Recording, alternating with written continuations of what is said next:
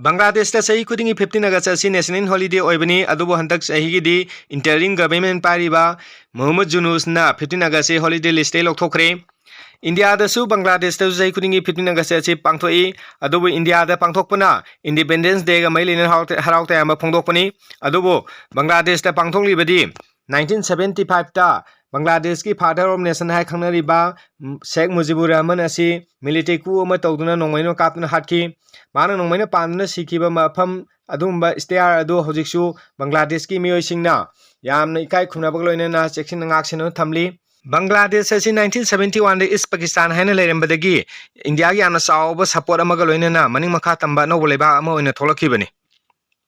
असुमना America Pakistan की मिचंग चंगबा अदुगी India Bangladesh की मिचंग चंगदुना लान सोनबा मतमदा बांग्लादेश ने ngमनो मनिंग मखा तंबा लेबा अमा ओइना थोलखिबनी।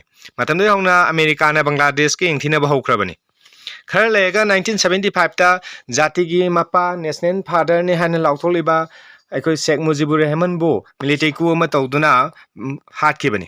शेख मुजिबुर रहमान हापद सेनरबे मिलिटरी पासोनेन सिंग अदु अमेरिका आमनि कनाडा सेनना लोटखि अमेरिका आमनि कनाडा ना मखोइबु संजफम पिखि।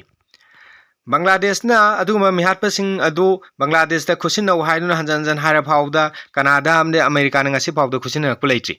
असुमना शेख मुजिबुर रहमान की हाक्तक्तगी यंथिनरकपदुना मथंग मथंग सुम चथरकपना माकी मसानुपी शेख हसीना ना मंगारक प्राइम मिनिस्टर ओरबा मतमसिदा बांग्लादेश की आइलैंड अमा ओरिबा सेंट मार्टिन आइलैंड असिदा अमेरिका ना मखोई मिलिटरी बेस अमा कक सेंगोटके कईगिनो हाइबंतना महांगना चाइना काउंटर तौनबगिदमता अदुमा मिलिटरी बेस सेंगोटके हाइदुना शेख हसीना दा हाइबनी। अदुगो शेख हसीना अयाबा पीदबदगी अमेरिका साउबना मरम ओरगा मिलिटरी कू तौदुना शेख हसीनाबु फमदगी थादोहनबनी।